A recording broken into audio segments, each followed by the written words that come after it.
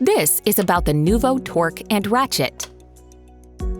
Both pieces can be found inside a kit and underneath the tray.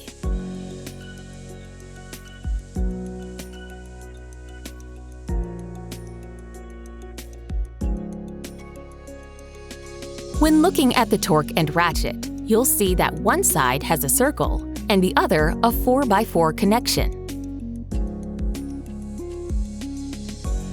Any NUVO torque accessories fit into the 4x4 side.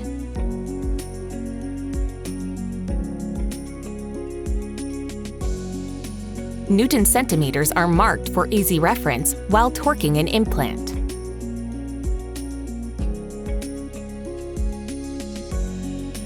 Once you've torqued the implant and you need to pull it out for any reason, flip over the torque and pull here.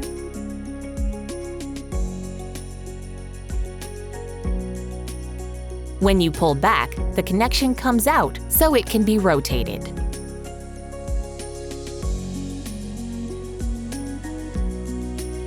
Now with your implant driver, you can remove the implant.